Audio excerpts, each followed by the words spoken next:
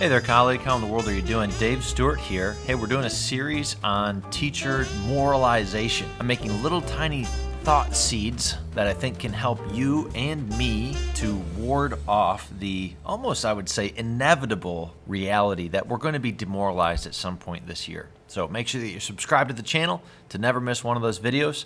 And without further ado, let's get into the counterculture business. You and I are in the counterculture business. Did you know that? In 2018, pewform did a survey of Americans asking them what gives you meaning in life. They just had to free write about the things that gave them a sense of meaning. And then Pew pulled out keywords and ideas and kind of rank ordered them. What they found is that learning is not a source of meaning for many people at all. Only 10% of respondents mentioned learning in their free writes, compared to 70% of respondents who mentioned family, 35% of respondents who mentioned career, 25% of respondents who mentioned money, and the list goes on and on and on until you get down to little tiny learning. Learning as a source of meaning in life is not a common idea in the United States. It's not a common source of meaning. And so when you and I try to create classrooms where learning mathematics, learning social studies, learning history, learning visual arts, learning theater,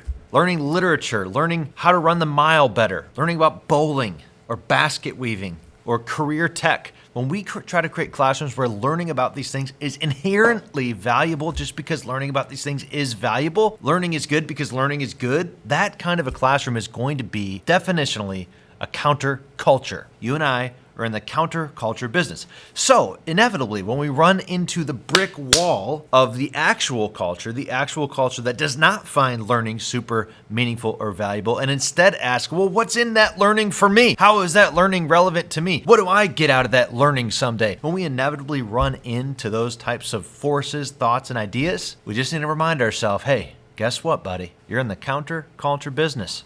Just keep casting a vision for that culture. Keep plodding along in the direction of learning is good because learning is good. No one's ever been impoverished by just learning how amazing the different disciplines are and the ways that they let us look at the world. Apart from those disciplines, we can't look at the world in that way. There is just some experience of beauty and meaning and power that you can't have if you can't reason mathematically or think scientifically or analyze the news historically. You and I are offering quite a bit, colleague. Quite a bit, but we're doing it in little tiny countercultures. And I think that that can be fun, don't you? Hey, remember, subscribe to the channel for more videos about teacher remoralization. It's going to be a lot of fun, a lot of a fun series in store. We're going to have a good time. Cheers.